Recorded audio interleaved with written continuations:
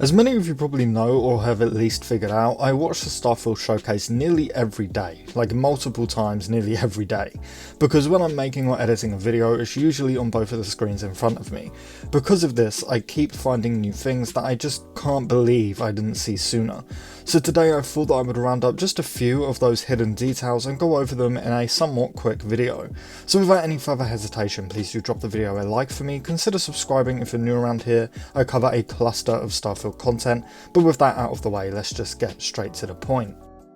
Starting off with a fairly small one, we know that money is obviously in Starfield and it will in fact be called credits, but it's actually shown to us on this perk here. We actually see them in game in the first trailer for Starfield 2. I've seen a lot of people wonder about Starfield's currency, not knowing that it's actually been shown to us. Now quickly moving on to Neon, the water planet. It is located in Vol 2, a solar system that we can actually see in the galaxy map here. We know this, or at least can assume this, since Neon does feature a hotel called the Vol 2 Hotel.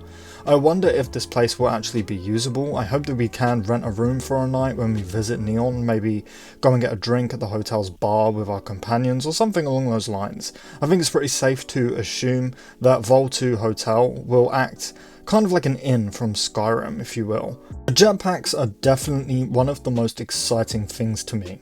I think they look really fun to use, especially in zero gravity as seen here, but did you know that we can actually remove them?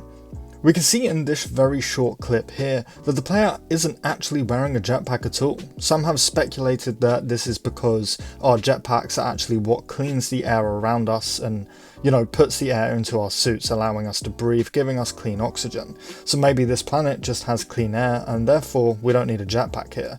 I do wonder if we remove our jetpacks, will it decrease our carry weight, since I think it's pretty safe to assume that jetpacks will very likely also be used to store the items that we find, like a backpack. Obviously we all know about combat tech. It is the most popular weapons manufacturer in the Starfield universe, or at least it seems to be, since nearly every single weapon we see in the showcase has combat tech written on the side of it. Like seriously, nearly every weapon. I made an entire video breaking down every single weapon in Starfield, and almost all of them have combat tech written on them. Well, zooming into this weapon here, we can see the words Jemison, meaning combat tech actually created these weapons on Jemison, the planet of New Atlantis. This likely means that combat tech are supporting the United Colonies in the game's overall lore. We all saw the trait Starter Home, where we can start the game with a house and a mortgage of 50,000 credits, but this trait has actually been changed quite a bit since Starfield's reveal. You can see the original one here, but in the first Constellation Q&A video, the one with Todd Howard, we actually saw a few extra traits, which I have another video breaking all down. But we can see that Starter Home is no longer on the sidebar here, but instead we have Dream Home. Now, instead of having a home on a peaceful moon, we can get a fully customizable home on a peaceful planet. I've got to say, I really love the idea of this trait. When we take a look at these kind of cinematic shots of New Atlantis and Aquila City, which we'll look at in a moment, zooming into their gate signs, we can see that New Atlantis here was built in 2161 and Aquila City was built in 2167. Keep in mind that when we play Starfield, the game will be taking place in 2330. I was honestly really surprised when I saw this. Aquila City has been around for a lot longer than I originally thought. Before I saw this, I actually assumed that Aquila was built after the Bloody Colony Wars, as a safe place for a resistance, but I guess not.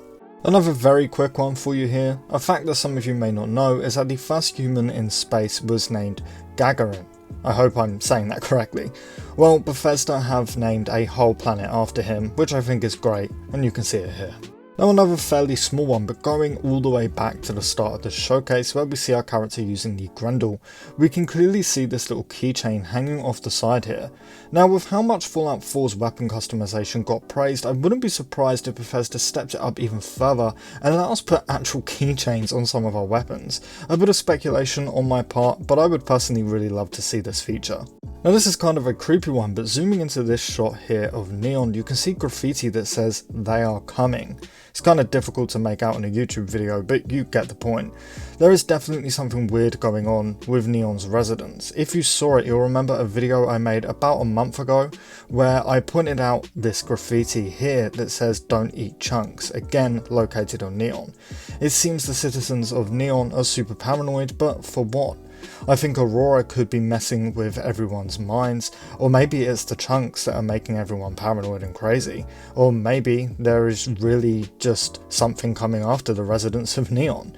I actually plan to make a whole video about this, so stick around for that if you want.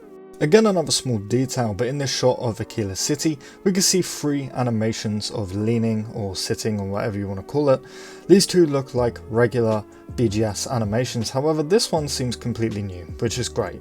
Anyway, sticking on this shot, we can see a weapons dealer store here very clearly, which I'm sure you've all noticed, but up in the corner here, we can see this shepherd's store.